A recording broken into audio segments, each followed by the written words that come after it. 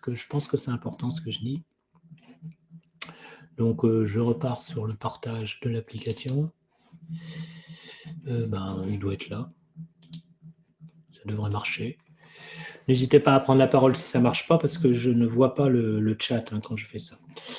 Donc, comme je disais, avant de commencer à analyser des données, dans la rubrique « Travailler vite et bien », commencez à regarder si ça vaut le coup de perdre son temps sur ces données. Est-ce que vous n'avez pas vu un biais, un couac, un blême, comme on dit, qui expliquerait que ce n'est pas des bonnes données, qu'elles vont ne mener à rien, parce que vous voyez très très bien qu'elles sont mal acquises, mal traitées, mal filtrées, mal préparées, et que ça ne donnera rien. Par exemple, je vous donne un exemple. Il y a eu 15 expérimentateurs pour collecter une centaine de données. C'est n'importe quoi, vous allez avoir un biais expérimentateur, c'est même pas la peine d'en parler. Laissez tomber. Vous avez 2 expérimentateurs pour 1000 données. Bon, vous allez peut-être faire 2 groupes, ça vaut peut-être le coup d'analyser les 2 sous-groupes et voir s'ils sont homogènes. Vous avez des tests qui permettent de voir si c'est homogène ou pas. Donc là, oui, ça devient intéressant. Oui, vous avez un premier coup d'œil. Un autre exemple, par exemple, vous êtes à 3 températures différentes et vous étudiez la réactivité d'un vaccin. Écoutez, là, 3 températures différentes, ça crée un sacré biais. Vous n'allez pas pouvoir faire quelque chose de synthétique et d'universel. Vous allez devoir parler du cas des températures. Donc, essayez d'avoir la jugeote. Ça ne veut pas dire qu'il ne faut pas analyser ces données, mais ce n'est pas quelque chose sur lequel vous allez vous précipiter. Vous voyez ? Donc, et puis, bon, vous, si c'est vous qui préparez l'expérience, ce que je vous souhaite, eh bien, les expériences se préparent pour que justement nous n'ayons pas ce type de biais à affronter. Vous allez travailler à température contrôlée, à un pH donné ou à un range de pH donné, avec des données qui vont être répétées plusieurs fois et pas une seule fois. Donc, vous allez pouvoir engager une moyenne, peut-être même un écart type, des données qui vont pouvoir être analysées d'une façon, on va dire, de leur répartition par rapport à un ordre de grandeur. Et donc, vous allez engager la notion de variance. Tout ça, ça va être intéressant. Et vous allez repérer si la nature de vos données sont plutôt quantitatives ou qualitatives. Donnons un exemple. Vous essayez de voir si une information précise, comme par exemple la taille d'enfants qui sont malnutris en Afrique est dépendante de facteurs, par exemple, que vous leur avez donnés pour pouvoir les guérir, et que ces facteurs peuvent être de type qualitatif, vous allez engager une ANOVA, puisque vous allez analyser la taille en fonction de ces facteurs.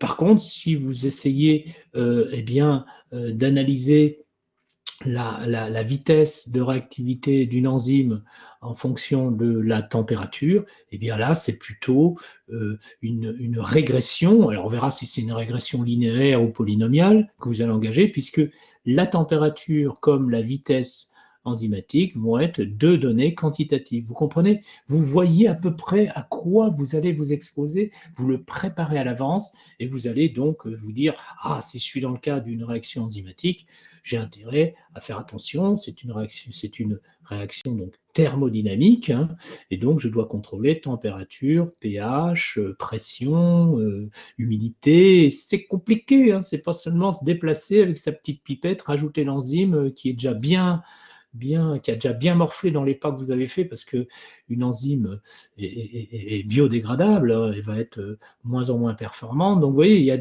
tout un tas de paramètres qu'il faudra contrôler quand vous allez engager une expérience, même avec un automate. Donc faites bien attention à la conservation de la température, des paramètres thermodynamiques, et puis bien sûr de savoir qu'est-ce que vous allez engager comme type d'analyse pour exploiter vos données, donc repérer qu'est-ce que va être votre expérience dans la mise à plat de toutes les informations dont vous disposez. Donc, vous voyez, se débrouiller seul, repérer la situation, travailler vite et bien, et être capable d'analyser vos propres données expérimentales. Alors, elles peuvent être aussi des données de production ou de marketing. Il n'y a pas de honte à faire du marketing en biologie, c'est un métier passionnant. Et ça dans un contexte qui peut varier depuis le stage, il n'y a pas que des stages de licence, hein, vous avez aussi des stages de master, hein, de labo, de bureaux d'études et d'entreprises qui vous a embauché et qui attendent de vous, par exemple, que vous lui fassiez une petite analyse de la situation. Vous allez apprendre à parler un langage de base en statistique et éviter les excès du style l'inférence de l'inférent. J'ai déjà entendu ça. Ça devient du n'importe quoi. C'est un autre monde. C'est comme si on parlait de l'univers qui contient l'univers. Ça dépasse l'entendement. Il faut rester pragmatique et éviter les mots comme ça, dans une espèce d'atmosphère très docte, très prétentieuse. Les sciences se vivent avec le plaisir. L'application des données scientifiques se vivent avec le sourire parce qu'on apporte quelque chose. On n'est pas là pour emmerder son voisin ou emmerder son congénère avec des mots qui ne veulent rien dire, que même moi je ne comprends pas, parce que ça n'a pas lieu d'être exprimé. Donc, dès que vous voyez quelqu'un qui tourne sa petite cuillère dans son thé là, pour faire son prétentieux, bah, vous le contrez en disant tout de suite, mais tu veux dire quoi en pratique? Ça n'a aucun sens. Donc, vous allez apprendre quand même un langage de base en statistique, un langage qui va être très propre à faire vos analyses et qui va permettre justement cette part de communication qui est très importante, la communication des résultats. On ne vous l'apprend pas assez à l'université. C'est pas tout que d'avoir des résultats. Il faut savoir les communiquer à des gens qui ne sont non spécialistes, par exemple au grand public, et qui permettent de faire appel donc à des spécialistes. Par contre, lorsque cela est nécessaire, ça dépasse vos compétences. Et alors, il n'y a pas de honte. Vous allez bien exposer les situations, bien dire en quoi consiste votre population de référence, quels sont vos échantillons, quelles sont vos conditions expérimentales. Et là, vous pouvez faire appel à un spécialiste qui peut être un mathématicien, un statisticien, un spécialiste du machine learning. Je rappelle que le machine learning se traduit par apprentissage en français, ça ne parle pas forcément, mais on verra ce que c'est, ou de l'intelligence artificielle, et qui vous permettra d'aller plus loin que le bout de votre nez si vous étiez allé un petit peu trop léger dans votre analyse. Donc un langage qu'il faudra bien maîtriser. Qu'est-ce que va comporter ce langage? Je vous en ai donné des bases tout à l'heure. Il y a la notion de type de variable. Est-ce qu'on est en quanti, en quali, quantitatif, qualitatif? Est-ce qu'on est en continu? Est-ce qu'on est en ratio? Est-ce qu'on est en variable discrète, en ordinal? Et puis une deuxième base, c'est quelle est ma variable dépendante? Celle qui est à expliquer, celle dont on cherche les relations avec d'autres variables que nous appelons ces autres variables indépendantes ou fixées. Tout ça, on va l'apprendre. C'est des choses que vous ne connaissez pas forcément et qui va vous faire monter d'un degré en capacité d'analyse par rapport à vos collègues. Ça, je vous le promets, hein, et en très peu de temps. Il ne suffit pas d'être sorti de Polytechnique pour comprendre ça, mais il faut prendre le temps d'expliquer ça aux étudiants et perdre moins de temps à la programmation et moins de temps à la calculite. C'est ce que je m'évertue à expliquer à d'autres et qui ne comprennent pas en disant que non, non, non, non. Puis en fait, ils vous font de la calculite pour la calculite puisque vous ne savez même pas ce que c'est qu'un estimateur. Alors moi, je vous l'explique en 20 minutes, la notion d'estimateur, dans une vidéo. Donc, vous initiez, alors bien sûr, ne pas confondre bioinformatique et biostatistique, pas plus qu'il faut confondre statistique et mathématiques, pas plus qu'il faut confondre modélisation et je ne sais quoi. La modélisation intervient partout. Pas plus qu'il ne faut confondre, par exemple, machine learning et puis, enfin, tout ce qui est apprentissage avec modélisation, par exemple. Tout ça, c'est différent, c'est complémentaire. Et j'ai une vidéo qui s'appelle « Qu'est-ce que c'est que les data science ?» qui dure 4 minutes, que je vous donnerai à visualiser, à visionner, et qui vous explique tout ça. Donc, je vais vous initier à un comportement de data scientist. Je vais vous dire souvent dans les exercices, mettez votre casquette de data scientist. C'est-à-dire que vous voyez ici, le mot statistique, je ne veux plus en entendre parler. Le mot mathématique, je ne veux plus en entendre parler. Bien sûr, derrière, vous pouvez avoir l'assurance que la personne qui vous parle, c'est-à-dire moi, connaît suffisamment de choses en stats, je suis un expert des données, je vais vous expliquer d'où je viens, de quel monde je viens, et suffisamment en mathématiques aussi pour pouvoir ne pas dire de conneries à mes étudiants, mais savoir ce qu'il leur est nécessaire pour qu'ils puissent avancer dans l'analyse des données. D'accord? Donc, j'aime pas trop dire qu'on fait une analyse statistique des données. On dit on fait une analyse des données. C'est déjà pas mal.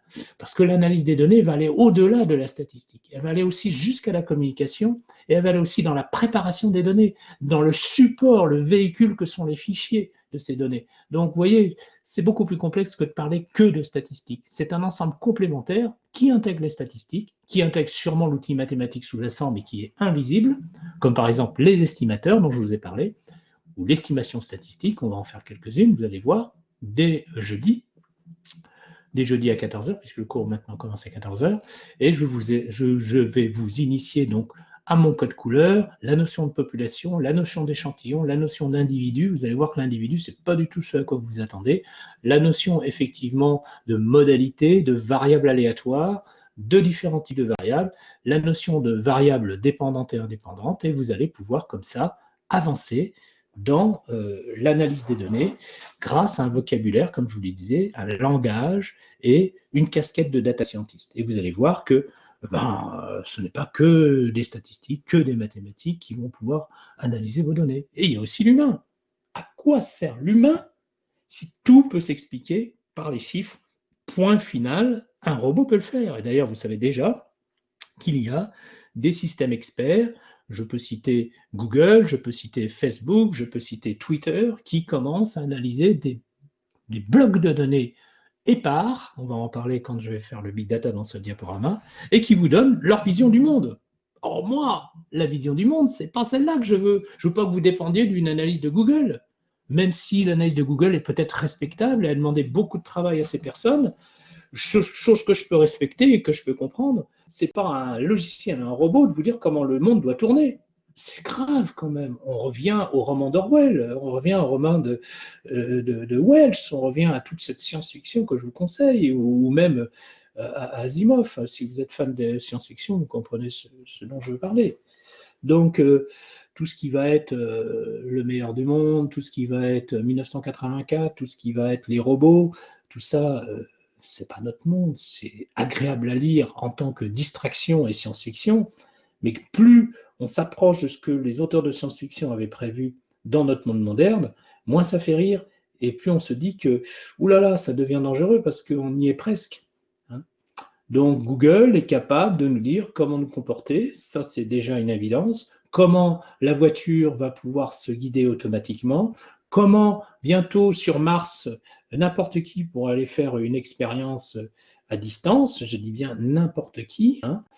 Ce que vous n'avez peut-être pas connu, c'est qu'à un moment donné, il était prévu que le robot puisse être piloté à distance par des groupes d'experts, hein, les premiers robots sur Mars. Heureusement, ils ne l'ont pas fait, sinon ça aurait été un vrai bazar. Mais ça avait déjà été prévu. Bien. Et donc, moi, ce que j'essaye de vous inculquer, c'est de faire en sorte que vous puissiez, vous, mieux comprendre, et sinon comprendre, décrypter le monde dans lequel vous vivez. J'ai dit bien vous. C'est-à-dire que vous ayez un sens critique qui vous permette de vous dire « Ah ouais, je comprends mieux pourquoi c'est comme ça ». On va parler notamment du coronavirus hein, et de la Covid-19 et de comprendre certains éléments qu'on nous balance et d'où ça vient. On va aussi parler de l'environnement et de la pollution et pourquoi on nous dit qu'après des épisodes polluants très très très lourds, on n'a rien à craindre. Bon, il faut quand même que vous ayez ce sens critique à partir des chiffres dont vous disposez. Donc ça veut dire, à un moment donné, prendre des responsabilités, avoir confiance en vous. Oui, je suis cash, je vous l'ai dit, je veux que vous ayez l'occasion, grâce à cet enseignement, de reprendre confiance en vous. Ce n'est pas moi qui vous tirerai dans les pattes. Je vous l'ai dit déjà, je vous prends pour des adultes et j'essaye de faire en sorte que, pour beaucoup d'entre vous, et je sais qu'il y en a, qui ont ce manque de confiance, et je pourrais vous faire la confidence que moi, quand j'étais jeune, je n'avais pas confiance en moi, eh bien, je ne veux pas que ça puisse vous arriver et que vous ayez le sens des responsabilités. Ça ne veut pas dire que vous allez faire votre petit chef, ça ne veut pas dire que vous allez faire votre petit dieu des stats ou dieu de l'analyse ou dieu de la biologie, etc. Mais ça veut dire que vous vous engagez dans le monde, on va dire, biologique. Moi, je suis biologiste, hein, je ne vais pas vous parler d'un autre monde, hein, dans le monde biologiste dans lequel nous sommes impliqués. Moi, j'adore la biologie, je l'ai choisi, j'aurais pu faire physicien, mathématicien, j'ai choisi la biologie, eh bien, j'en suis tout à fait content et je l'assume. Et bien sûr, si vous prenez des responsabilités, il y a des risques, mais ces risques devront être mesurés. Et comme je vous l'ai dit en introduction, vous allez faire profiter votre CV de tout cela, et ça s'entendra à l'entretien, ça s'entendra même si vous le faites à distance, cet entretien, le responsable de la personne, la personne responsable du stage qui va devoir vous engager, elle va dire « Ah, cette fille-là ou ce garçon-là, ou cette femme ou cet homme, ce jeune homme, cette jeune femme, me semble très intéressant à de nombreux égards et a de nombreux atouts que je ne retrouve pas chez d'autres candidats. » Voilà les objectifs, d'accord? Mais vous voyez que ça se précise par rapport à ce que je disais tout à l'heure, c'est-à-dire que là, on voit qu'il n'y a aucun terme technique là, dans ce que j'ai présenté, mais il y a quand même des notions bien précises qui s'affichent et qui commencent à se dessiner sur ce que j'attends de vous et ce que je souhaite faire de votre expérience dans ce que j'appelle le traitement, l'analyse de données biologiques. Et vous voyez qu'il n'y a pas le mot statistique dans mon titre. Hein. Bon. Alors on continue en disant que le plan de travail, normalement, si on avait été en cours, en classe, est celui que je présente. Alors bien sûr, sur les grandes lignes, ça, on en a déjà parlé, ça ne va pas changer, c'est-à-dire qu'on va voir le traitement analyse des données dans un contexte spécifique de la biologie, c'est-à-dire que je ne ferai pas d'autre chose que des exemples biologiques, et vous allez découvrir des choses sur ce qu'on appelle, bien sûr, les biostats, le big data, et les biostats, ça ne va pas être du tout ce dont vous avez déjà entendu parler, ça va être quelque chose de beaucoup plus, on va dire, objectif et moins subjectif. Le fameux big data, on va commencer avec ça. Les data science, tiens, qu'est-ce qu'on appelle data scientist? Vous verrez que le data scientist est un mouton à 5 pattes, on va en reparler. Et puis d'autres mots sympathiques, hein. J'ai parlé d'inférence par exemple, j'ai parlé de variables qu'on appelle des régresseurs aussi. Qu'est-ce que c'est qu'un régresseur? Voilà, vous allez apprendre tout ça et je pense qu'avec ça, c'est vous qui allez tourner la petite cuillère dans la tasse de thé dans les réunions mondaines. Je plaisante, bien sûr. Puis vous savez, ça fait du bien d'être dans les réunions mondaines de temps en temps. L'essentiel sur les statistiques descriptives va vous être présenté. J'ai déjà parlé de la notion de graphique. Hein. On va distinguer l'analyse multivariée de l'analyse univariée. Okay, et dans l'analyse multivariée, je vous ai déjà dit ce qu'on allait faire. Je vais mettre le paquet sur la régression linéaire et sur l'ANOVA. L'analyse factorielle, je ne vous promets pas que dans le temps que j'ai, on pourra la faire. Parce que c'est soit l'un, soit l'autre en 25 heures. Mais par contre, dans la future UE que je prépare en licence 3, à laquelle je vous invite si jamais ça vous intéresse, hein, donc qui s'ouvrira en septembre 2021. Donc si vous êtes en licence à ce moment-là, septembre ou janvier, je ne me souviens plus, 2022, vous pourrez la suivre et là vous verrez la totale. Et vous aurez vraiment une vraie formation de data science puisque je ferai aussi les bases de données, le machine learning en détail, etc., etc. Bon, la méthode de travail, c'est un travail en groupe. Qu'est-ce que j'appelle un travail en groupe? Alors, normalement, on devait travailler en salle, je suis d'accord. C'est une complicité, on va dire, naturelle et parfaite entre l'enseignant et vous. Ça, c'est déjà bien. Moi, je ne suis pas un enseignant, d'ailleurs, je suis un animateur, d'accord? Je suis là pour réaliser un travail émulant, intéressant, dans lequel on prenne plaisir. Je ne suis pas là pour vous emmerder avec des détails si ça vous botte pas. C'est-à-dire que je vous poserai toujours la question si ça vous intéresse ou pas. Et moi, j'ai toujours un plan B au cas où les choses ne vous intéressent pas. Mais en règle générale, je pense que je ne fais pas de mauvais pas. Donc, on va travailler en groupe à essayer d'analyser, résoudre un problème en utilisant, par exemple, les fiches de cours qui sont à notre disponibilité. Alors, vous avez compris, j'espère, que dans ma philosophie, l'examen écrit que je vous proposerai se fera avec documents. Vous pouvez venir avec tous les livres que vous voulez, une valise entière de documents, et je vais même vous dire une chose, vous venez avec votre ordinateur, votre téléphone. Parce que je sais qu'il n'y aura pas plus de triche avec un téléphone que sans téléphone. D'accord? Donc vous pouvez vous connecter sur Internet avec votre téléphone, vous pouvez vous connecter sur Internet avec votre tablette, vous pouvez rechercher des choses. Moi, je fais confiance en mes étudiants. L'expérience passée me l'a montré. Par contre, je ne vous dis pas, le jour où, dans une salle d'examen, mais en général, depuis quelque temps, je fais ça dans une salle de TP, hein, comme ça on est tranquille, on est entre nous, dans une seule machine. Mais dans une salle d'examen où vous voyez mes étudiants qui débarquent avec tous leurs documents, leurs ordinateurs, leurs téléphones, et qui utilisent… Mais les autres, ils font une drôle de tronche, hein, je ne vous dis pas. Hein. Voilà, donc vous avez le droit à tout, parce que c'est comme ça qu'on travaille. Dans le monde du travail, on utilise tout ce qui est à notre disponibilité pour résoudre un problème. On n'est pas dans du par cœur. C'est fini le par cœur. C'était autant de grand-papa, ça. On vous demande de pouvoir être capable d'appliquer ce que vous avez appris. Alors, dans la résolution des problèmes, souvent on travaille par groupe de 3. Alors, ça, c'est dans la salle. Je verrai comment je pourrais faire des groupes ou des sous-groupes avec Collaborate, d'accord? Bon, en général, chacun se donne une tâche assignée. On est dans le vite et bien, vous vous souvenez, on apprend à travailler ensemble. Il y en a un qui fait des recherches et l'autre ordinateur qui cherche. Il y en a un qui est pour la recherche d'informations et l'autre qui est fait pour le calcul, par exemple. Et puis vous êtes à 3, il y a peut-être un modérateur, un organisateur. Enfin, vous vous débrouillez, vous apprenez à travailler en groupe et je peux faire des groupes, on va dire, d'office, puisque là, c'est très facile, il suffit que je ségrégationne les étudiants au hasard. Et ça, c'est pas plus mal, parce que quand vous allez au travail, vous n'êtes pas forcément avec des gens que vous connaissez. Donc, parfois, on fera une petite fiche d'analyse en fin de certaines séances, mais c'est surtout les défis qui vont nous animer. Vous allez voir que je vais vous lancer des défis, cap ou pas cap. Moi, je suis un peu provo, hein, d'accord, et ça marche très bien, les défis, vous allez voir, c'est très émulant. Donc, là, il va y avoir des quiz. Il y en aura un qui va arriver, là, il va y en avoir un deuxième, et tout, etc., qui interviennent n'importe quand. C'est-à-dire que là, je pourrais très bien, dans la dia suivante, vous soumettre à un quiz. Le but du jeu, c'est d'y répondre le plus vite possible, pas le plus en détail, le plus vite. Hein, c'est-à-dire, voilà, vous donnez un temps pour… parce que si ça vient tout de suite. D'accord? Si ça vient pas, c'est que vous ne savez pas. Et donc, vous êtes là pour apprendre.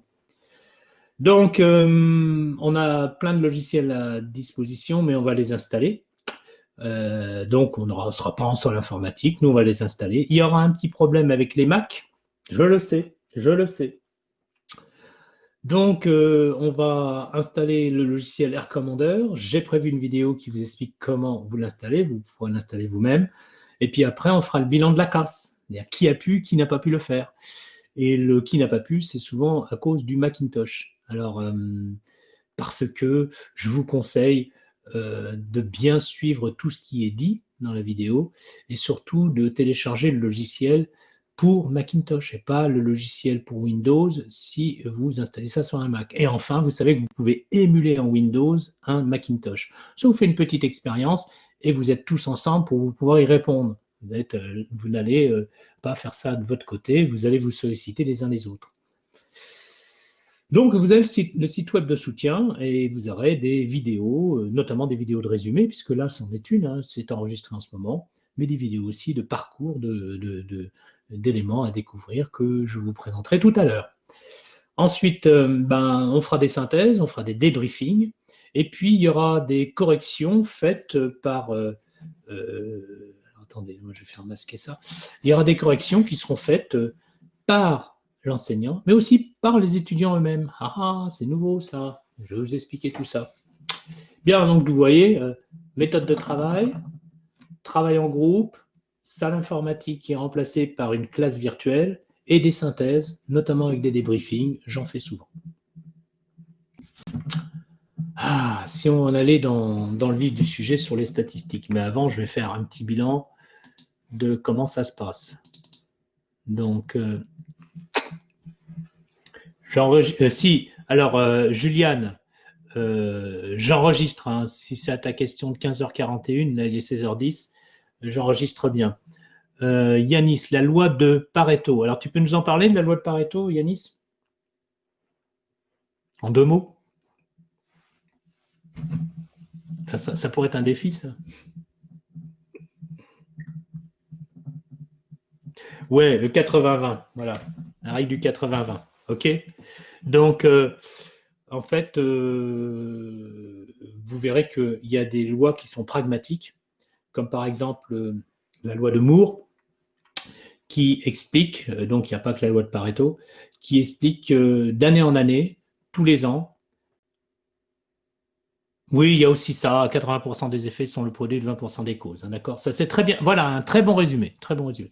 Non, en fait, ma règle du 80-20, ça dérive un petit peu de cet esprit, mais c'est une règle qui a été, je ne connais plus le nom de ce prix Nobel, qui a été émise par un prix Nobel qui a prévu le krach boursier. Il suffit que vous allez fassiez une petite recherche sur Internet, vous allez le retrouver.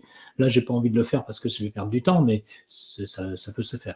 Donc, effectivement, c'est une loi qui est bien connue. Bravo Yanis, 80% des effets sont le produit de 20% des causes. On expliquera ce que ça veut dire cette phrase. Ça pourrait être un petit défi, hein, parce qu'il y a certaines personnes qui ont du mal à comprendre parce que c'est une phrase assez complexe, hein, mine de rien. Et il y a le nom, il y a deux éléments importants qu'on retrouve dans l'analyse statistique, c'est le mot effet et le mot cause. Et on recherche toujours en analyse statistique, eh bien, une relation entre la cause, les causes et l'effet que l'on constate. Les effets sont le résultat sont, on va dire, entrevus par des mesures ou des observations. On verra tout ça. Merci Yanis, très bien, très très bien. Alors ça, une remarque comme ça, c'est crédité de points. Voilà. Donc Yanis, tu as déjà gagné 0,5 points en contrôle continu. Voilà. C'est toujours comme ça, moi, que je marche. C'est-à-dire avec je récompense tout le monde. Voilà. Bravo Yanis, tu es le premier sur le fichier de notes, ça me fait rire. Donc là, tout va bien, tout le monde a compris ce que je voulais dans les premiers trucs, là, parce que là, on va aller sur la notion de OK, quelques petits oui, quelques petits non, alors allons-y. Quelqu'un peut encore commenter? Allô, allô, vous êtes là? Oui. Ok, c'est bon, il y en a assez des réponses, c'est bon.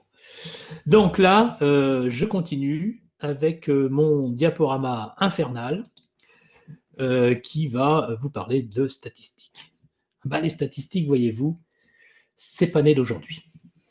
Alors, c'est même pas né de l'Antiquité latine, hein, c'est né d'avant, bien avant. Mais on peut dire que statistique provient du latin status.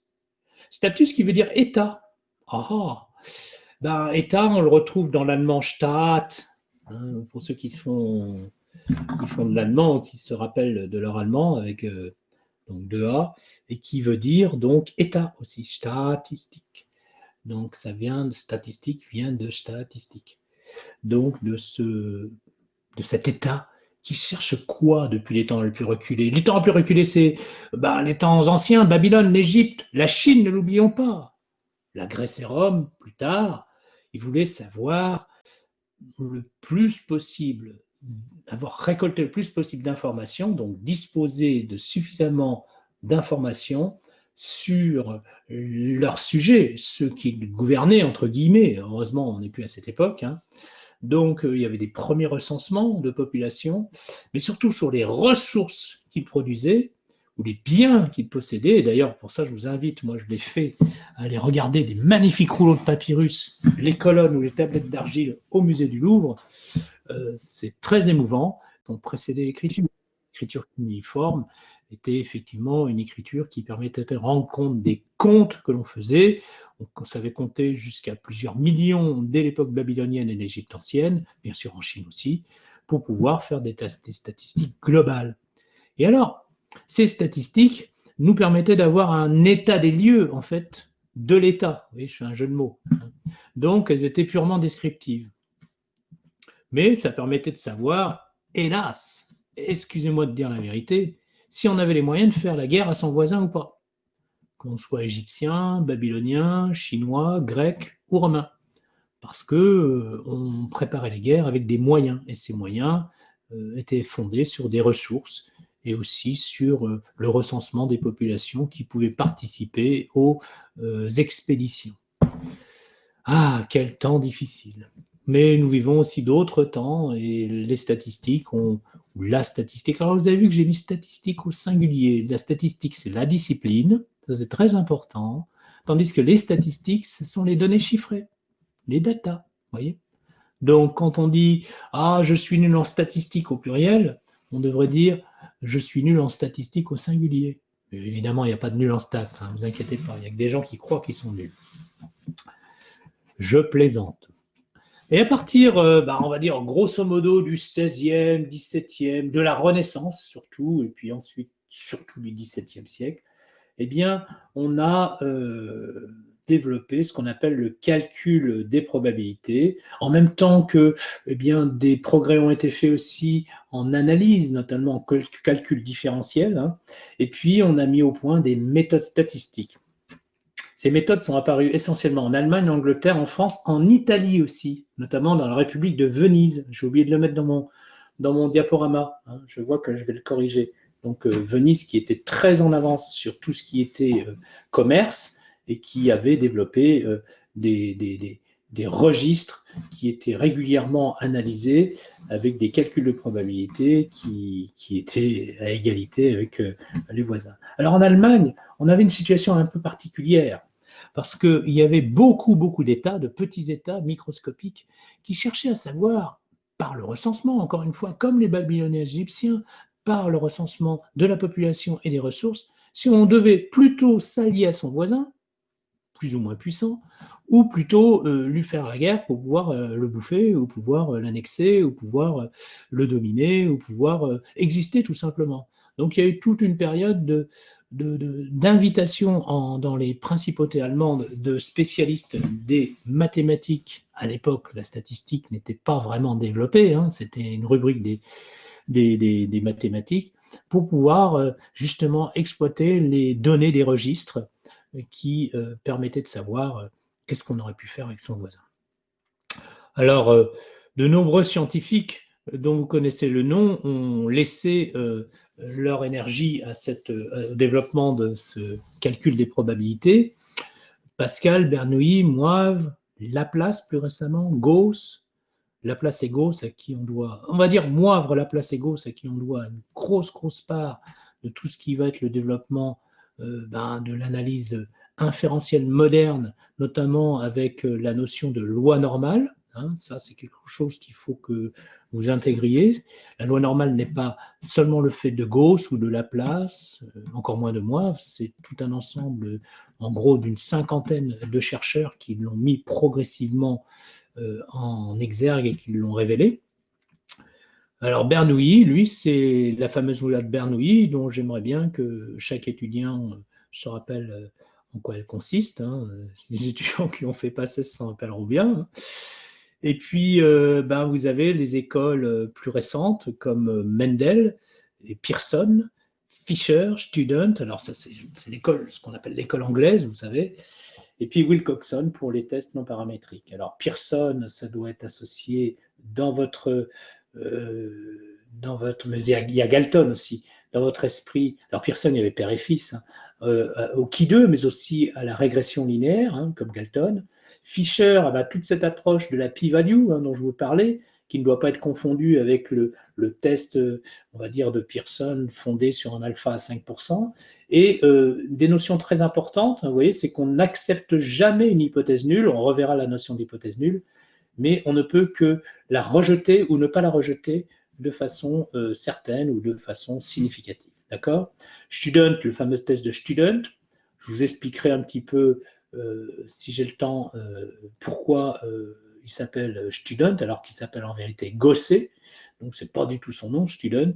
Il y a toute une histoire là-dedans. Alors sachez qu'il travaillait chez Killians, un brasseur de bière, et donc il a mis au point son test de Student, le test T, pour améliorer donc les souches de levure qui permettaient, ou les recettes aussi, qui permettaient de fabriquer une bière impeccable pour l'industriel pour lequel il travaillait. Donc vous voyez que les biologistes, parce que Pearson a travaillé sur des aspects très bio, hein, la régression linéaire, elle s'est faite sur des données anthropométriques. Hein, et je vous expliquerai d'où vient la notion de régression linéaire. On régresse vers la moyenne, donc c'est pas très positif de parler de régression quand on fait un outil comme ça.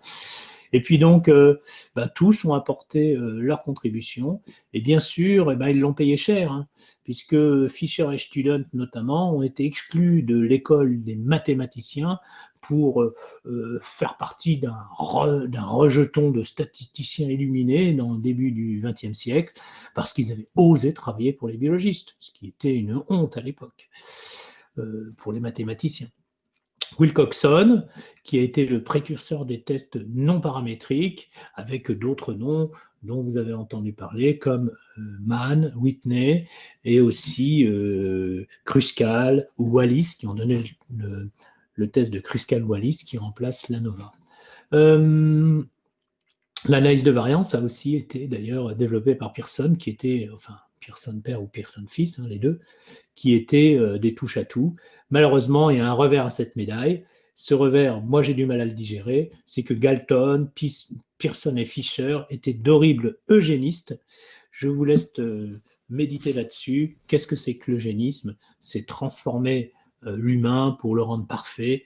Ça, c'est une porte ouverte à tous les extrêmes que je vomis évidemment. Donc ça, c'est quand même curieux de voir que des esprits brillants comme ça se soient laissés tenter par des expériences à l'ère victorienne. Hein. On est là à peu près à la fin de l'époque victorienne et puis dans une Angleterre qui perdure avec ses idées victoriennes au début du XXe siècle, alors que ce sont des esprits brillants. Student a eu moins affaire à des choses comme ça, c'est quelqu'un de beaucoup plus fréquentable, entre guillemets, de point de sa réputation. Mais bon, vous voyez, nobody's perfect. Il faut savoir tout ça. Et il faut savoir que la régression a étudié bien la première régression linéaire, le fait que des enfants de parents grands pouvaient être petits. Ça les choquait parce que les ouvriers étaient plutôt de petite taille. Hein, que les enfants de petite taille pouvaient être grands. Alors ça, ils s'en étonnaient, qu'il y avait une régression vers la moyenne, c'est-à-dire qu'en moyenne, eh bien, tout ceci se compensait sur une droite de régression qu'on pourra voir historiquement si j'ai le temps de vous l'afficher. Et ça, dans un esprit horrible de ces années-là, qui laissait penser qu'il faudrait peut-être tenter de stériliser les ouvriers pour pas qu'ils se reproduisent. Vous voyez un petit peu l'état d'esprit dans lequel ces statistiques sont nées. Un autre état d'esprit, c'est que du temps de Bernoulli, du temps de Pascal, du temps de Moivre, on cherchait à trouver une martingale pour gagner de l'argent dans les jeux, parce que ces gens-là étaient plutôt riches, hein, et que, alors je ne dis pas pour Pascal, hein, qui était janséniste, qui était quelqu'un de plutôt puritain et tout, etc., le philosophe, hein, pas moi, mais pour d'autres, on va dire, mathématiciens de l'époque, ils étaient persuadés que grâce à l'étude des lois du hasard, ils pourraient trouver une martingale pour gagner aux tables de jeu, puisque ces gens-là, qui étaient d'une certaine aisance matérielle, fréquentaient les jeux, hein, les jeux de hasard. Et puis donc, vous voyez comment tout ceci s'est mis en place. D'abord la descriptif, ensuite l'analytique avec le calcul des probabilités. Et donc, vous savez que dès les années 50, après la folie de la bombe atomique, la folie du décryptage, on va dire, numérique, c'est-à-dire pour essayer de casser les codes militaires, notamment de l'armée allemande, avec la fameuse machine Enigma et la bombe, ça s'appelait comme ça, qui a décrypté ce code Enigma, c'est une longue histoire. Eh bien, on s'est porté sur la balistique, et puis dès les années 50, on sait très bien que les premiers ordinateurs étaient utilisés pour, on va dire, organiser et analyser le recensement de la population américaine. On va regarder ces premiers ordinateurs. Vous voyez, ça ressemblait à ça. Donc, il faut vous imaginer des salles clean où il y a des technocrates, entre guillemets, qui sont en cravate, costard-cravate. Là, vous avez sur l'entourage de ce fait, bien un électronicien. L'électronicien, il vérifiait tous les circuits électroniques parce que il y avait une panne toutes les 20 minutes. Hein, et fallait que cette machine puisse tourner. Je vais vous expliquer les différentes composantes de cette Univac. Dans Univac, il y a Uni. Uni, ça a donné Unix, le langage Unix. Et Unix a été lui-même la base sur laquelle le langage Linux s'est construit. Donc vous voyez, ça ne date pas d'aujourd'hui tout ça.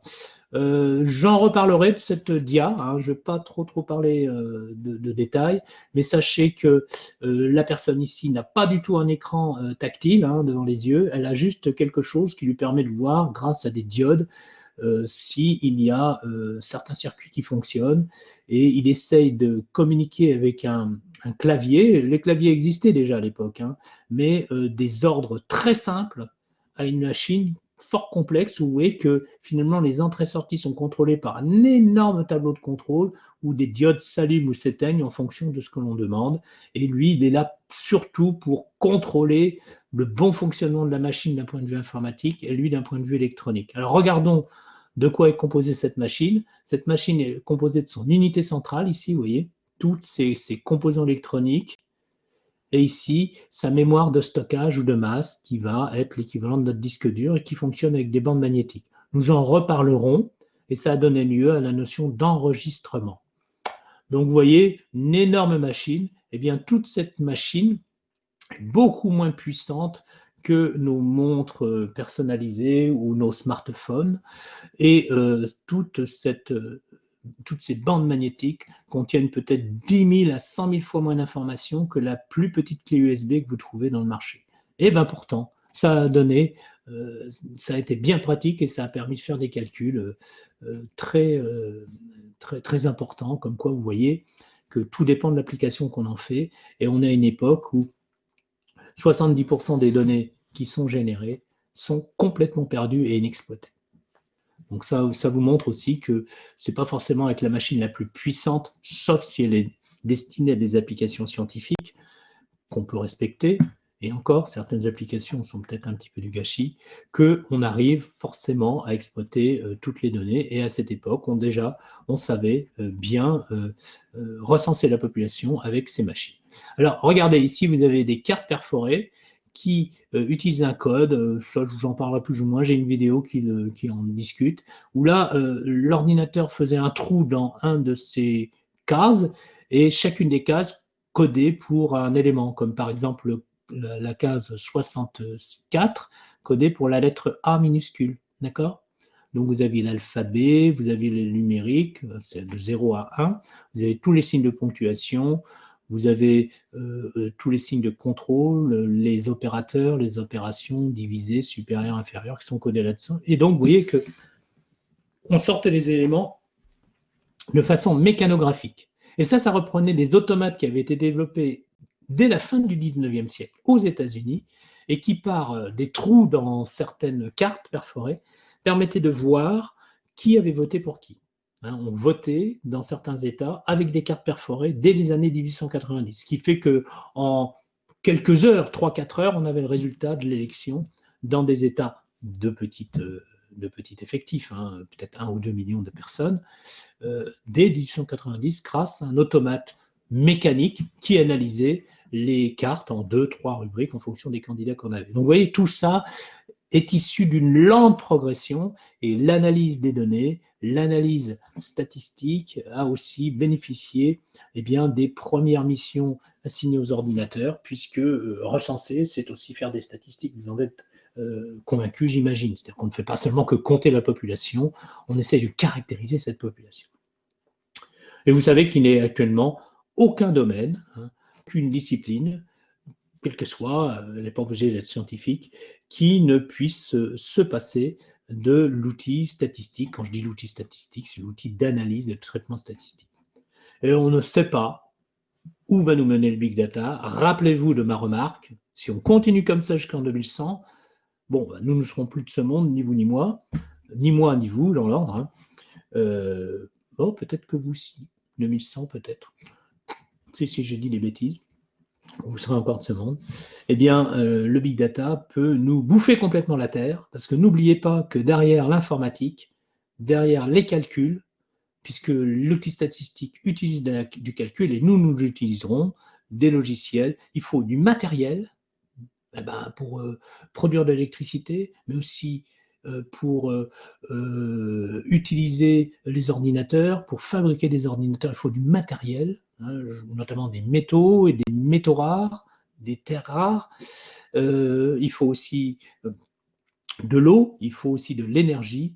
Eh bien, ceci nous conduira à une catastrophe, c'est-à-dire que rien qu'accumuler, analyser des datas, je ne parle pas de manger ou de faire fonctionner des véhicules, rien que le mot data sera associé à disparition complète des ressources de la Terre ou plutôt exploitation totale des ressources de la Terre en 2100.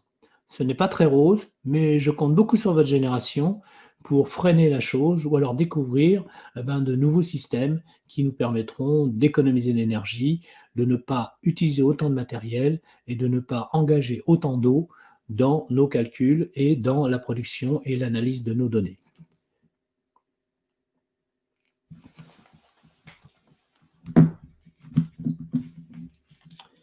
Voilà le petit quiz.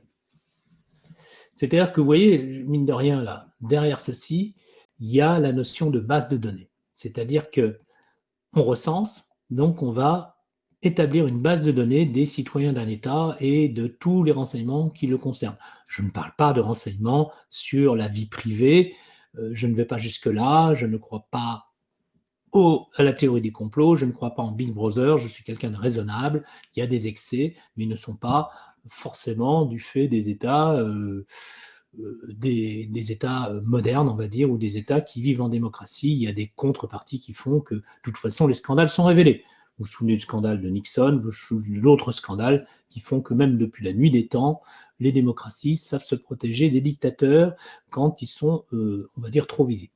Faut simplement s'en méfier. Mais dans les bases de données que pouvait traiter ce malheureux ordinateur, on n'était pas la CIA à l'époque, là, à cet endroit-là, c'était des bases de données, on va dire, sérieuses, éthiques, qui nous permettaient d'avoir le reflet de la situation d'un État d'un point de vue socio-économique.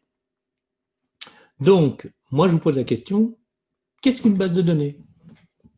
Est-ce que cela permet de faire des stats en Q2? Est-ce que vous pouvez me citer au moins un logiciel de stats? Q4, comment relier base de données et analyse statistique? Q5, citer une des premières bases de données en biologie. Alors attention, je n'ai pas dit que ça devait être dans votre esprit, vous pouvez faire des recherches et tout, etc. Mais vous voyez le genre de quiz que je vous donne, hein. Je ne suis pas nécessairement obligé de vous raconter tout un blabla avant de vous poser ces questions. Peut-être que vous connaissez les réponses, et c'est en répondant à ces questions que vous acquérerez peut-être les connaissances qui vous manquent. Mais je pense, moi, à mon avis, que vous en savez suffisamment dans ce domaine.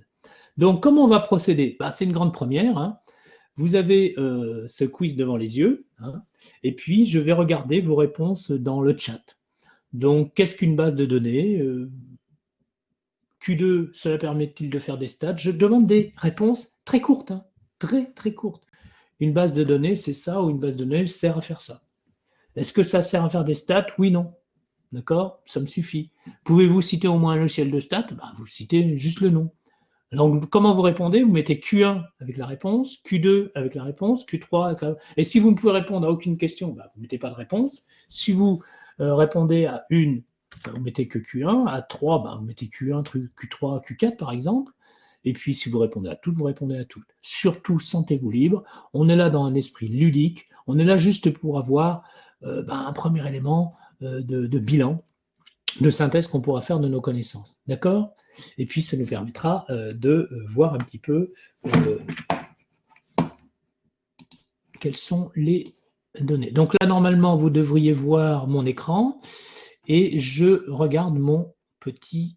C'est bien de jouer le jeu, vous êtes vraiment super, hein. Ouais, alors, j'analyse tout doucement, hein, d'accord? Ilana, c'est un objet informatique qui permet de stocker les données. C'est pas mal, hein? C'est pas mal. Q1, stockage des données brutes. Oui, pas seulement, mais c'est un élément intéressant pour Aliénor. Non, pas seul. Très bien, Aliénor. Très, très bien, Aliénor. Stockage informatique, vous voyez, on retrouve l'ensemble des données à stocker quelque part. C'est exactement, c'est vrai aussi, Lorna.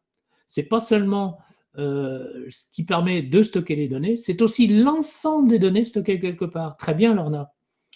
Une base de données sert à stocker les données. Vous voyez, le mot stockage revient souvent. Donc, ça doit être en partie vrai ce que vous dites, hein. Q3 XL, on va voir que ce n'est pas vraiment un logiciel de stats, il a ses limites, mais on peut le compter dans les prémices des logiciels de stats, Anaël, d'accord. Donc Q4, calcul et raisonnement de logiciels de stats. Calcul et raisonnement logiciel de stats. Là, j'avoue que c'est peut-être, Aliénor, hors champ, peut-être, hein, je t'expliquerai pourquoi. Tu as un regroupement de données numériques ou non. C'est bon aussi, Maeva, comme définition. Moi, tout ça, ça me va. Stockage de données, XL, on l'a vu. RStudio, tout à fait. Stockage de données, oui pour la Q2, ben, on verra que non, finalement, Maeva. Permet de stocker et de retrouver des données, oui, très bien, Stellina, c'est un petit pas au-dessus de ce qui avait été proposé, donc c'est pas mal. Ensuite, Studio, alors c'est plutôt RStudio pour Cléa. Deux, non, oui, tout à fait. R ou R étoile, bon, pour Cléa, tout à fait. R, c'est le premier logiciel auquel vous devez penser maintenant, R, hein, même si vous ne savez pas l'utiliser. En tout cas, dans vos études, vous l'avez sûrement rencontré. Alors, pour nous, ça permet de stocker et de retrouver des données structurées. Oui, on va voir qu'il y a des bases de données structurées et il y a des bases de données non structurées. Donc, c'est pas mal cette remarque de Nour, hein. Très, très bien. Stocker les données tout simplement, je crois. Bon, peut-on, alors, Q2, on peut peut-être stocker des formules ou des choses comme ça, donc faire des statistiques, mais je pense que c'est surtout pour stocker. Très bien, voilà, il ne fallait pas tomber dans le panneau, on va dire. Alors Q3, R, donc vous voyez, c'est. Alors Jamovi XLR, ça va plus loin, c'est tout à fait vrai, Maëva. Donc tu introduis une autre interface de R qui s'appelle Jamovi, parce que tout le monde pense que c'est un interface indépendant, mais il utilise le noyau R, Jamovi. Très très bien, Maëva. Et j'ai une vidéo qui vous apprend à utiliser Jamovi. J'ai des vidéos qui vous apprennent à utiliser R. Par contre, XL, je n'ai pas fait parce que je n'ai pas eu le temps et que je n'ai pas trouvé l'intérêt de le faire parce que je m'en défais. On l'utilise pour d'autres choses. XL a ses atouts, hein, d'accord. Alors, XL ou les tableurs. Un centre d'information de données, oui, ça peut être aussi, Patricia, une base de vérité. Non pour la Q2, pour Stellina, tu as tout à fait raison. Q2, pas seulement, ben, on verra que c'est pas du tout l'objet d'une base de données de faire des stats. Donc non, XL, R, Stata, tout à fait, Léa, tu as raison. Stata est un logiciel malheureusement payant, mais très performant, qui permet de faire des big data. C'est un des rares. D'ailleurs, Revolution R, qui est dérivé de R, permet aussi de faire du big data. C'est un petit peu particulier, le big data, puisqu'on raisonne sur des populations entières à la place de raisonner sur des échantillons. Je vous expliquerai ça au fil du temps. Donc, Q2 extrait des informations d'une liste de noms pour interpréter de façon simple. Oui, c'est ça qu'il faut faire. C'est-à-dire que là, tu as répondu à la Q4, Nour. La Q2, c'est est-ce que ça me permet de faire des stats? Ben, c'était non. Et en fait, c'est Q4, Nour, que tu as répondu, c'est-à-dire extraire des informations d'une base de données et interpréter de façon simple grâce à un logiciel de stats. Hein. Tu étais sur la piste du Q4. Q4, pas vraiment Maeva, hein, je vais expliquer tout ça. Et alors, National Center of Biotechnology Information, eh ben, j'aurais de la peine à accréditer cette réponse qu'il y a, puisque tu as quand même en Q5, c'est pas Q6 mais Q5, essayé de répondre, donc c'est tout à ton honneur, mais c'est plutôt la protéine databank. Et je vais vous expliquer son histoire quand ça vaudra le coup, d'accord? Elle date de 1971. Il y a eu la GenBank aussi, qui date de 1971 aussi. Donc tout ça, c'était les premières applications des bases de données en biologie. Donc tu vois, des bases de données sur du big data à l'origine, puisque les coordonnées de protéines, ça nous amène vers l'infini pratiquement, et le gène nous amène vers le génome, et on sait que là, avec le génome, on touche du doigt le big data en biologie. C'est pas le seul, mais voilà. Donc c'est plutôt la GenBank, et quelques semaines ou quelques mois après la protéine databank. Alors tenez-vous bien, il n'y avait pas grand-chose dedans. Hein. Il y avait 3 protéines jusqu'en 1975.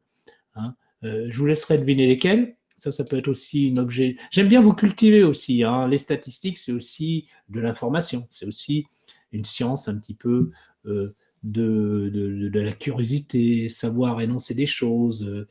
Par exemple, j'aimerais bien que vous sachiez aussi qu'est-ce que c'est que la transformation bactérienne. Si j'étais enzymologiste ou biologiste cellulaire et que je vous enseignais la biologie cellulaire, je vous dirais quand même, 1961, il y a une expérience de transformation bactérienne qui est impressionnante avec les outils qu'ils avaient pour démontrer justement qu'un virus peut interférer dans le génome ou qu'une bactérie peut interférer dans le génome d'un autre être. D'accord? Regardez un petit peu ce qu'on appelle la transformation bactérienne. Donc, si vous êtes curieux. RStudio, oui. Metabase, je ne connais pas, je ne peux pas connaître tout. Mathias, tu m'as impressionné là avec Metabase. Je ne sais pas ce que c'est. Il faudra que tu m'expliques. Je ne peux pas connaître toutes les bases de données, pourtant je devrais, hein, j'enseigne des bases de données, mais en biologie, il y en a tellement. Mais non, ce n'est pas Metabase, en tout cas. C'est un support permettant de stocker des données. La base de données seule ne peut pas faire de stats, tout à fait, Yanis. RStudio, Excel, il y a peu de données. Il faut un humain qui permet d'étudier et d'interpréter les données, contient la base, tout à fait. Alors là, c'est la solution, Yanis, une des plus propres que j'ai vues. Donc, il y aura sûrement des points. Je vais réanalyser tout ça à gagner dans l'ensemble des questions. Ne vous inquiétez pas. Eh ben voilà, NCBI, on a tout à fait raison, Maëva. Ça, c'est vieux, c'est pas d'aujourd'hui, plus même, mais c'est beaucoup plus tard que la PDB et la GenBank. On est plutôt dans les années 80, alors que la PDB et la GenBank, on est dans les années 70. Je ne sais pas si vous vous rendez compte. Et oui, le réseau existait dans les années 70. C'est ça qui est impressionnant. Je vous raconterai l'histoire du réseau un jour. Donc le réseau ARPANET qui a précédé Internet. Python en Q3, c'est Python, hein, c'est pas Python, c'est Python en anglais. Et c'est pas franchement un logiciel de stats, c'est plutôt un logiciel de programmation. Mais oui, tu as raison, il y a des bibliothèques de stats, Abdallah, qui permettent de faire des stats, mais c'est pas le but premier du jeu. Python est plutôt réservé à ce qu'on appelle l'intelligence artificielle, c'est-à-dire plutôt ce qui va être lié à, en gros, l'apprentissage, c'est-à-dire le machine learning. Récupérer les données stockées dans la base de données et les analyser grâce à logiciel de stats, c'est la meilleure réponse, Ilana, c'est la meilleure réponse. Récupérer les données stockées dans la base de données grâce à ce qu'on appelle des queries ou des requêtes et ensuite les analyser grâce à un logiciel de stats. Mon ordinateur implanté, je ne peux plus répondre à tout. D'accord. Et ensuite, il y a PBLAST. C'est pas la même chose que Protein Data Bank, PBLAST. PBLAST, c'est un test qui est fait à partir de BLAST. Hein. C'est PhyBLAST hein, même. Et c'est compliqué avec BLAST. Il y a toute une reprise de bases qui existait déjà. Il y a aussi des logiciels qui tournent. Là, on est plutôt dans un utilitaire qu'une vraie base de données. Mais j'expliquerai tout ça. Mais c'est un interface ancien, Héloïse, tu as raison, qui date bien des années, allez, laisse-moi me rappeler, 90 ou 89, par là. Ça serait à faire l'enquête, hein, tout ça. Ce serait pas mal de voir un petit tableau. Donc, ouais, c'est le genre de choses que vous pourriez faire. Faire un petit tableau des dates et du contenu des bases de données. Là, je vous en ai donné deux. Je vous ai donné la GenBank, comme Gene en anglais, G-E-N-E-B-A-N-K. Et je vous ai donné la Protein Data Bank, qui est la RSSB, qui a plusieurs miroirs. Alors, on verra aussi ce que c'est que les miroirs. Donc, on répond aux questions. Qu'est-ce qu'une base de données? Eh ben, on va aller un peu plus loin dans le diaporama pour y répondre. Et super, hein, vous avez vraiment, vraiment bien joué. Je suis vraiment content, ça se passe très bien. J'avais des grosses angoisses, mais là, vous jouez vraiment le jeu. Et il y a vraiment des réponses pertinentes que je vais analyser avec détail. Donc, comme c'est enregistré, je pourrais revoir le film et voir un petit peu à qui je vais donner des points, parce qu'il y a des points qui sont mérités là. C'est très bien.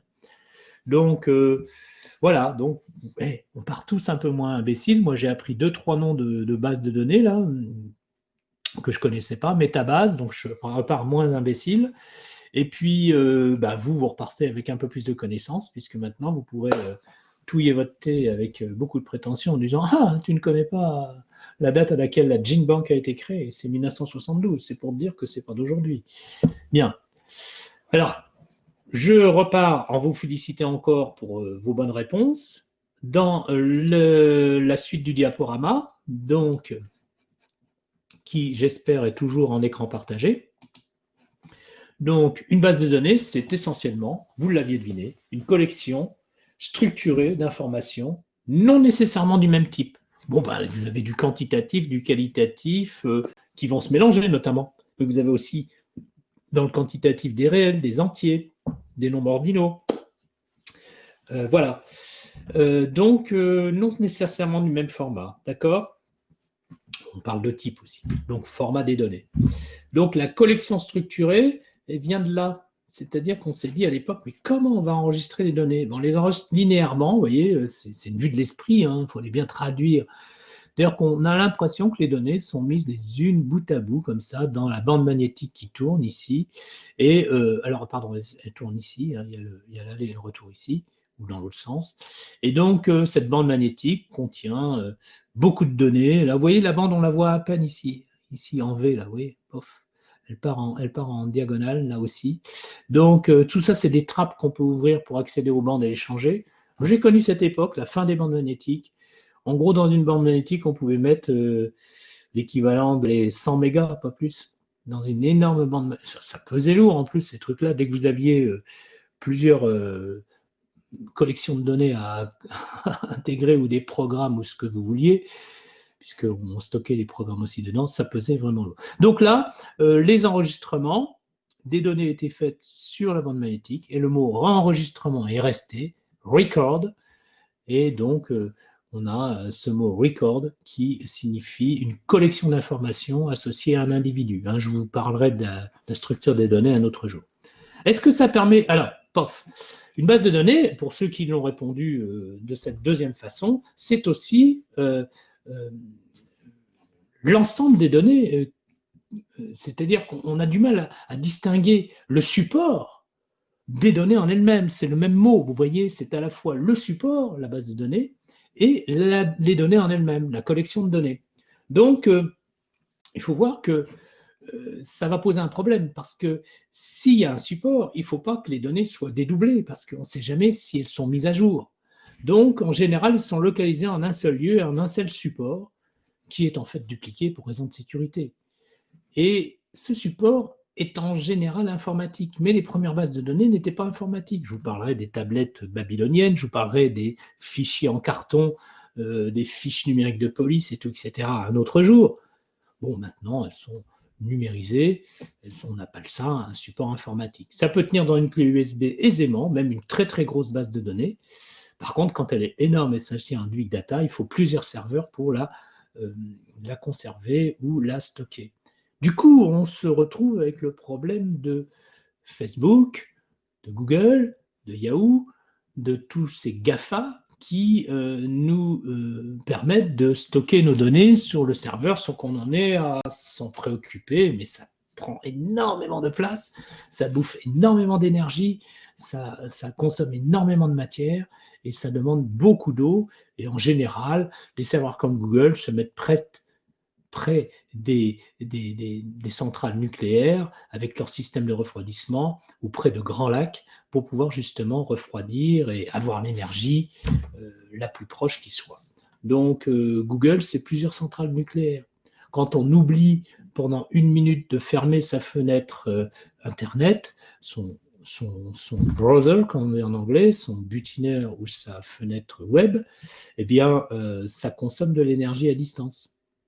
Vous ne vous en rendez pas compte. C'est-à-dire que vous consommez quelques gouttes d'eau, voire quelques filets d'eau, voire quelques millilitres, voire quelques litres, et vous consommez de l'énergie à distance pour éveiller les serveurs, vous occupez le réseau, donc tout ceci n'est pas anodin.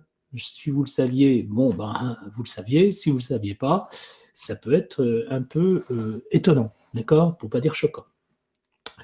Donc, pour Google, pour toutes les GAFA, pour Facebook, le problème est de pouvoir garantir que les données soient accessibles tout le temps et qu'elles soient à l'abri de toute catastrophe naturelle ou nucléaire.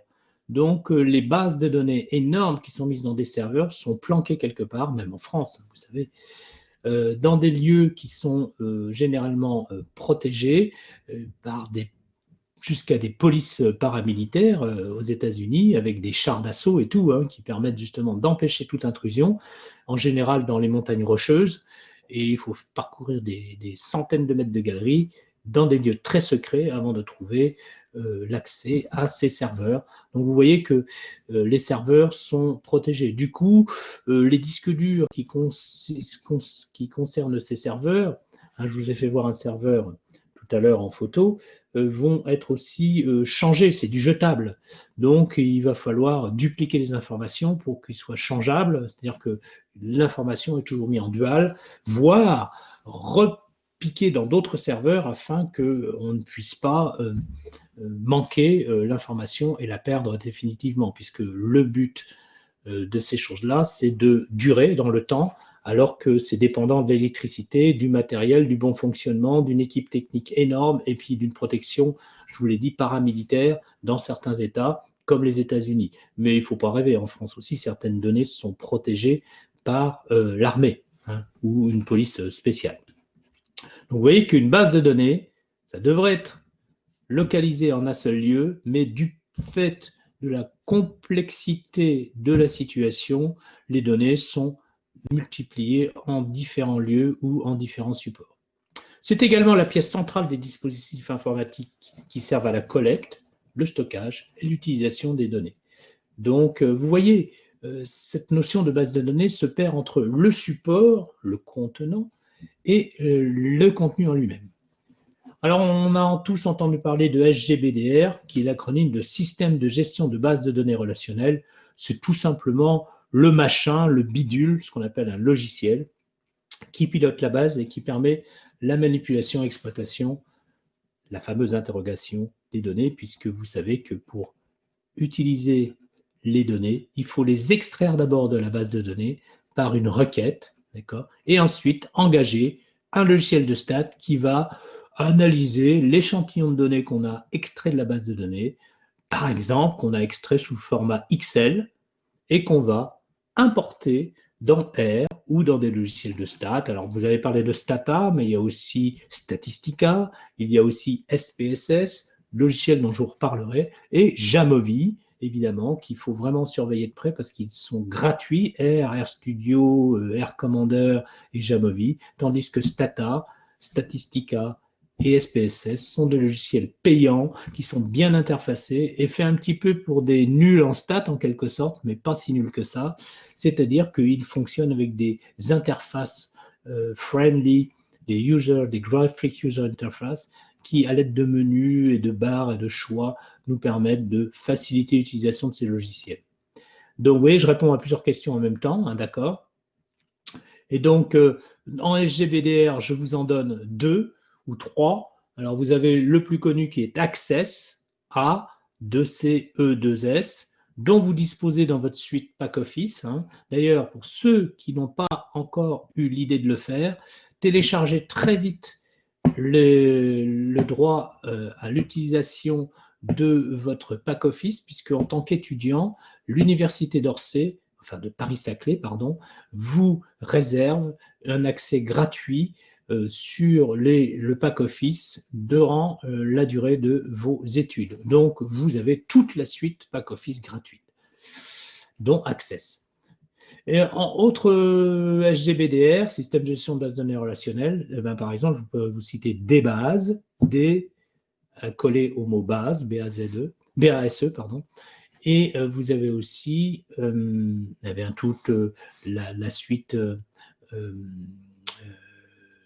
toute la suite, logicielle IBM qui va avoir des bases plutôt très grosse capacité. Et puis on peut dire des logiciels comme on peut citer par exemple SPSS, on peut citer Stata, vont pouvoir intégrer des bases de données en tant que support d'entrée des informations. Hein, je vous expliquerai tout ça. Mais ce n'est pas des vraies bases de données. Et puis il y a des gros systèmes qui travaillent seulement sur des gros ordinateurs et qui coûtent à l'année plusieurs millions de dollars ou millions d'euros de licence. J'ai bien dit plusieurs millions, d'accord? Donc qui nécessitent forcément des ordinateurs dédiés. Alors toutes les secondes, vous savez, je dis bien toutes les secondes, je pourrais dire toutes les millisecondes, le volume d'information ne cesse d'augmenter et construit en fait ce qu'on appelle le big data. Je vous l'ai dit, le big data, on va en reparler, eh bien ça existe, mais on ne sait pas l'exploiter parce que c'est trop volumineux. Mais ce qu'il faut dire, c'est que là, j'ai parlé de collection structurée. Or, le big data n'est pas forcément structuré, et je dirais même pas du tout structuré. Eh bien, il faut toujours faire passer le non structuré en structuré, et c'est là la différence entre la notion de data et d'information. Alors surtout pour ceux qui entendent bien ce que je dis, rappelez-moi de le dire, je vais le noter, hein. Data, différentes informations pour la prochaine fois, et je vous dirai la différence entre une data et une information. C'est très important. Eh bien, en fait, on ne peut pas analyser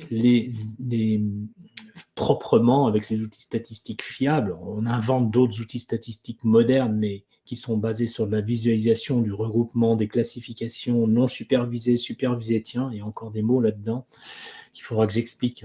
Supervisé, non supervisé.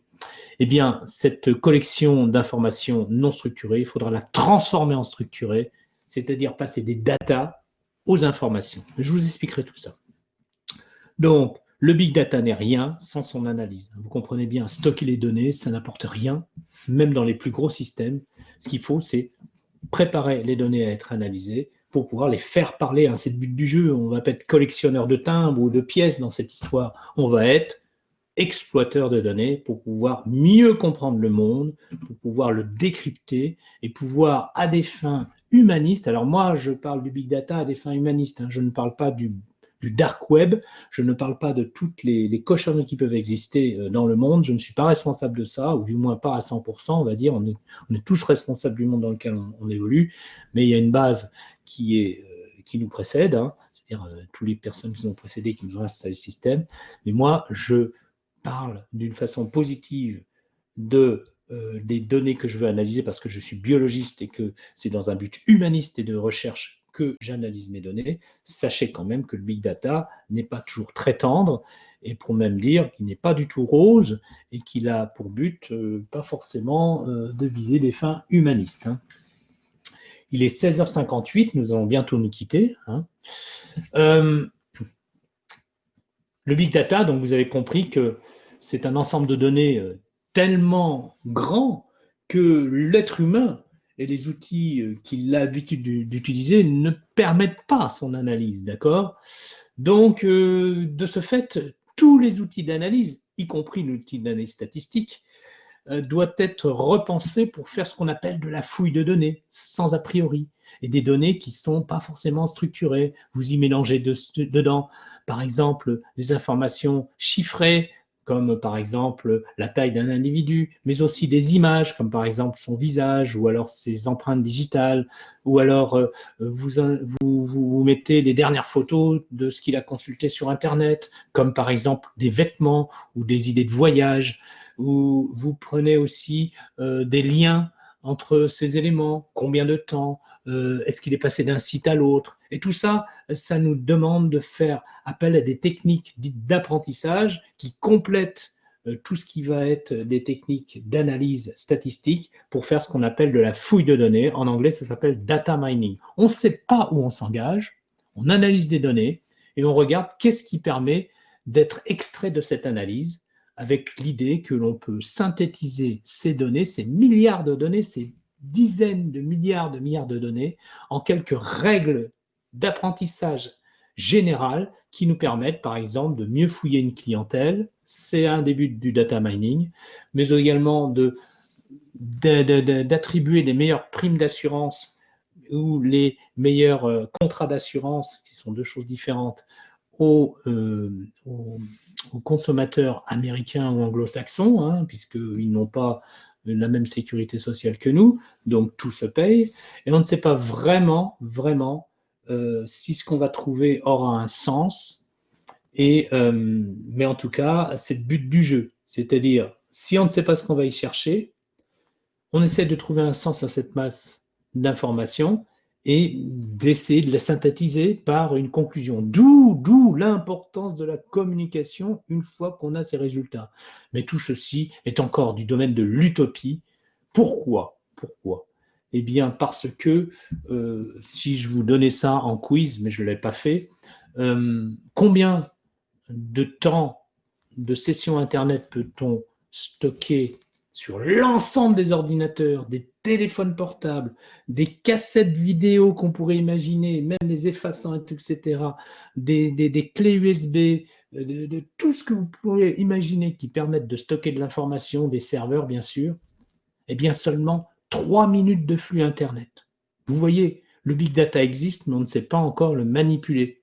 Donc, on est dans un problème de vélocité. On utilise et on exploite le big data essentiellement en temps réel, d'accord? Et donc, on essaye finalement de résumer ce qui s'est passé en ces 3 minutes, en quelques paramètres. Puis on passe déjà à 3 minutes suivantes. Mais ça, c'est de l'utopie encore, parce qu'en l'an 2021, il faut à peu près 3 ans d'analyse pour exploiter ces 3 minutes. 3 ans pour 3 minutes. Vous voyez que ceux qui vous disent que le big data est maîtrisable se trompent complètement. Et de toute façon, on n'a pas assez de ressources sur Terre pour traiter les données de 2021. Ne parlons pas de celles de 2022, 2023, etc. Donc du coup, vous voyez que ce big data, s'il existe, on ne peut pas l'exploiter. Alors ça nous laisse une chance de ne pas tomber dans un monde de dingue, mais ça nous montre aussi qu'on a encore toutes les chances d'utiliser des outils d'analyse traditionnels sur des échantillons de données pour pouvoir encore trouver des choses intéressantes. Ne vous inquiétez pas, ce qui est fait sur le Covid-19, sur la Covid-19 en ce moment, n'est pas fait uniquement en big data. On travaille sur des smart data ou des données de dimension moyenne. Vous avez tous entendu parler de cette cohorte de Pfizer qui faisait 40 000 volontaires qu'on a ségrégationné en 2 cohortes de 20 000. On ne parle pas de cohortes là parce que c'est vraiment des échantillons même. Hein. Et enfin, cohortes, on les suit dans le temps quand même. On peut appeler ça quand même des cohortes. Mais c'est des petites cohortes. Une cohorte, ça va jusqu'à 1 million de personnes. Donc, je vous apprendrai ce que c'est qu'une cohorte aussi. Ça, c'est des mots qu'il faut que je mette de côté. Eh bien, dans cette démarche, eh bien, je ne sais plus pourquoi je disais ça, donc Pfizer va faire du medium sized data, c'est-à-dire qu'il va travailler sur 2 super échantillons de 20 000. Du coup, ce big data qui contient toutes les données de la Terre, sur tout l'ensemble de l'histoire de l'humanité, c'est ce qu'on appelle maintenant le super big data, pour le différencier de plusieurs big data qui constituent ce super big data. C'est compliqué, hein. Donc, le synonyme français, c'est mégadonnées. Bof. On utilise plutôt données massives et data mass. Franchement, si vous le rencontrez plus souvent données massives que big data, vous me faites signe. Maintenant, c'est un mot universel. Donc, je vous ai parlé de l'analyse du big data. Le big data s'accompagne forcément d'applications qui traitent les données en temps réel pour en tirer un sens. Et ces applications qui sont très très particulières, qui révèlent de ce qu'on appelle le cloud computing, sont appelées le big analytics. Et en français, parce qu'on se distingue toujours, mais c'est surtout les Canadiens qui nous imposent cette langue française obligatoire pour traduire tous les mots anglophones, ce big analytics, on l'appelle broyage de données. Bon, voilà, c'était pour vous initier un petit peu sur le big data. L'historique, on le fera si on a le temps, ce n'est pas une obligation. Et je vous parlerai des 5 V la prochaine fois, c'est-à-dire qu'est-ce qui constitue ce big data. Bien, alors, pas le temps de voir le NT, il est 17h04. On le fera la prochaine fois. Ça ne va pas vous manquer, vous inquiétez pas. Sinon que de parler que d'un seul onglet, d'accord? Alors, je vais dans l'ENT pour que vous puissiez découvrir quand même cette ENT, ok? Donc là, je vais me faire appeler Arthur si je continue trop longtemps, mais ça nous a permis de bien nous connaître. Hein. Donc, je vais chercher mon Madia. Donc là, on est encore en partage d'écran et je vous conseille de taper www. Pour ceux qui le peuvent, ne vous inquiétez pas, on reviendra, biostatistique.u-psud.fr, donc cette adresse-là, donc http://www.bio-statistique.u-psud.fr. Et là, on va se retrouver donc sur mon site ENT, ce que j'appelle l'ENT, qui est le site web Alors, je vais passer d'un écran à l'autre. C'est pas évident sous Collaborate, vous le savez. Je vais être obligé d'aller là, sur un autre navigateur, ce que je n'aime pas trop. Donc là, je vais faire HTTP, biostatistique.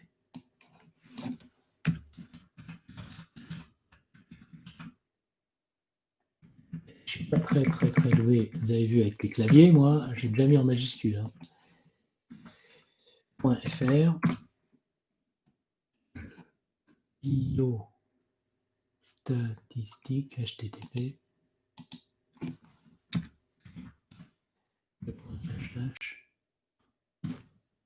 Oui, .fr, n'importe quoi. .u psud.fr. Voilà. Donc on y est. Vous voyez, il est fait d'onglets. Okay, ce que vous allez regarder, vous, c'est d'abord le premier onglet qui est réservé aux étudiants du L2S4. Vous cliquez sur Espace L2S4. Voilà. Et donc, dans cet espace qui est consacré donc à votre option, traitement, c'est votre NT, donc tout cet ensemble. Et dedans, eh bien, j'y ai mis des liens vers des fichiers intéressants. Alors, pour l'heure, vous retrouverez la présentation de l'option en PDF. Regardez, si je clique dessus, vous retrouverez la présentation que j'ai faite. Hein. Ça peut vous être utile. Vous pouvez ensuite retrouver la présentation vidéo de l'option. Alors, je ne clique pas dessus parce que ça va ouvrir la présentation. Hein, et vous avez la présentation que vous avez sûrement déjà découvert. Bien. Et là, j'aimerais bien que vous cliquiez sur deux vidéos. Hein, la vidéo qui s'appelle « Les data science, qu'est-ce que c'est ?» Donc, quand vous aurez un instant entre aujourd'hui et jeudi. Et les types de variables, tout ce qu'il faut savoir. Alors, vous voyez, ça ne vous en mobilise pas beaucoup de minutes. 4 minutes pour l'une et 11 minutes pour l'autre. Mais je décompterai toutes ces minutes dans votre temps d'option. D'accord? Donc, les data science, qu'est-ce que c'est? À quoi ça sert? Et les types de variables, tout ce qu'il faut savoir. Donc ça va vous initier sur deux éléments de base qui sont le mot data science, qui sera expliqué de façon beaucoup plus pratique et de façon beaucoup plus, on va dire, efficace par une vidéo de 4 minutes que si moi je reprenais le transparent et que j'y passais un temps plus important. Et en plus, vous pouvez revenir en arrière et voir les choses. Et ensuite, le type des variables. Alors là, c'est un peu plus technique et c'est vraiment quelque chose que je vous demande de connaître, si possible, ou de vous rappeler, si possible, avant la prochaine séance de jeudi. C'est tout. Donc vous vous souvenez, hein, biostatistique.u-psud.fr. De toute façon, je vous enverrai le lien du site par email tout à l'heure. Et puis, seulement dans l'onglet Espace L2S4 que j'ai mis tout au début, vous voyez là, vous cliquez dessus, vous êtes ici, vous arrivez dessus, et seulement les data science et types de variables. Pour les autres, on verra ça un autre coup. D'ailleurs, je vais les faire disparaître de cette page pour pouvoir vraiment se concentrer sur les deux vidéos que je vous ai demandées et je ferai apparaître en séance 2 les autres vidéos. D'accord? Donc, voilà ce qu'on va faire pour l'instant et je vous présenterai tout le reste de l'interface beaucoup plus tard. Ne vous affolez pas, tout ceci n'est pas utile. Hein. Nous, ça s'arrête à espace, les défis du L2 et puis les projets, en gros. Hein. Et même, c'est même pas obligatoire ici. Espace et défis du L2 vont être nos deux onglets, ne vous inquiétez pas. Bon, à toute chose, il faut une fin. Donc, je vais conclure en dépassant un tout petit peu le temps qui m'était imparti, enfin celui que j'avais voulu. J'avais dit jusqu'à 17h15, mais je me suis ravisé pour finir plutôt vers 17h, 17h05. Ben écoutez, merci pour les liens. Hein. Alors, pour jeudi, Stélina, voilà, on ne voit pas bien votre écran. C'est GAFAM, hein, tu as raison Stélina, GAFAM maintenant, c'est pas GAFA, c'est GAFAM. Microsoft est ajouté, c'est toi qui as raison. J'ai pas encore l'habitude d'utiliser GAFAM. Je repère les messages. Les premières protéines de la databank étaient la myoglobine et l'hémoglobine. Tout à fait, Yanis. Ah bah dis donc, toi, tu cumules là, hein, bravo. Et je vous expliquerai l'histoire de la myoglobine et de l'hémoglobine. Donc la myoglobine, prix Nobel donc de médecine en 1965, si ma mémoire est bonne. Et donc la protéine databank a existé en 1971 ou 72, si ma mémoire est bonne. Excusez, vous retrouverez pour moi et comme ça vous me cultiverez, hein, d'accord? Et donc, vous avez des noms comme Kendrew, Perutz qui sont associés à ça. C'est très important. Vous avez deviné que je suis un spécialiste des protéines puisque je me présenterai la prochaine fois dans mon métier, mais je suis donc dans le domaine du drug design. Je vous expliquerai où je travaille, qu'est-ce que je fais, sur quoi je travaille, et voilà. Oui, c'est www, et c'est biostatistique, j'avais oublié, c'est .u-psu.fr. Merci Claire. Le lien vous sera, ben, voilà, le chat. Vous voyez ceux qui demandaient là, Mathias. Le lien est mis là, c'est biostatistique.upsu.fr, mais je vais le redonner par mail. D'accord.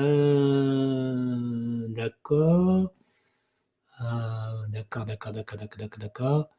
Le PC est encore planté. Donc, pour répondre à Stélina, pour qui le PC a planté, pour jeudi, il y a juste à visionner 2 vidéos dont je vous rappellerai les titres par email, qui sont les data science. Qu'est-ce que c'est? C'est une vidéo de 4 minutes.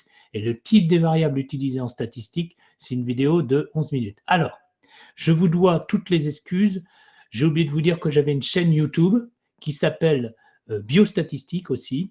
Et cette chaîne YouTube, il y a de la pub dedans. Bon, alors je vais essayer de faire en sorte d'arrêter ces pubs qui se lancent pour mes étudiants. Donc changer de chaîne, c'est-à-dire remettre les vidéos sans pub, c'est emmerdant les pubs. Mais bon, voilà, j'avais ce petit problème avec quelques vidéos qui lancent des pubs pendant les 4 premières secondes. Franchement, je vous présente mes plus humbles excuses. J'ai complètement oublié de mettre à jour la chaîne sans pub. Mais ça va être fait systématiquement pour les prochaines vidéos, je vous le promets. Donc, 1000 excuses. Si vous êtes dérangé par des pubs, j'espère que vous pourrez me pardonner de cette fonction. Donc, oui, c'est ça. C'est les deux vidéos que tu lances, là, c'est ça, oui. Héloïse, d'accord.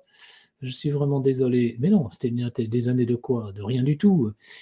Voilà, monsieur, j'avais juste une question. Nos horaires sont toujours les mêmes. Alors, les horaires, c'est plutôt 14h, 17h. Hein. Je vous fais grâce des minutes qui suivent derrière. Les mardis et les jeudis. Ça, c'est pour répondre à Julie et le dire à tout le monde. Les horaires sont 14h à 17h, les mardis et les jeudis. Eh bien, écoutez, il ne me reste plus qu'à vous souhaiter une bonne soirée. Je suis ravi d'avoir fait votre connaissance numérique pour le coup, du moins. Vous voyez ma bobine sans masque, hein, donc je vais rebasculer en partager la webcam pour qu'on puisse se dire au revoir. Donc, je vous souhaite une bonne soirée. Merci de m'avoir écouté dans cette longue introduction à notre option, mais vous allez voir, on va travailler sur du pragmatique, vous allez apprendre plein de choses, on va faire des jeux, on va être, je pense, assez content de se revoir et de faire des choses intéressantes. N'oubliez pas de me faire des petits commentaires par mail si ça vous a intéressé, s'il y a des défauts à corriger. Je suis friand d'amélioration de tout ça. Et puis, je vous dis à jeudi, à très bientôt. Et je mets à jour tout ce que je peux pour vous donner notamment la vidéo sur le lien. Il y aura une vidéo sur le lien de la première séance, c'est-à-dire le temps que cette vidéo s'enregistre. Je vous donnerai les liens. Voilà. Merci à vous. Au revoir, chers amis. Profitez bien de la situation dans le sens où ne désespérez pas. Il y aura des jours meilleurs et on va s'attacher à faire des choses intéressantes. Et je compte sur vous pour me donner à votre tour des idées et puis aussi des défis. Essayez de, comme je dis en mauvais français, couillonner votre prof, c'est-à-dire essayer de le mettre au défi de ne pas pouvoir répondre à certaines questions. Ça serait sympa, ça. D'accord? Normalement, je me débrouille très bien, mais c'est bien aussi de pouvoir mettre le prof au défi parce qu'après, le prof peut vous répondre d'une façon beaucoup plus explicite et pédagogique s'il a raté sa réponse. Voilà. Mais à mon avis, vous aurez très peu de chances de m'avoir. C'est pas de la prétention, c'est que je suis quand même un spécialiste dans l'analyse des données. Écoutez, à bientôt. Merci pour votre première écoute. je clique sur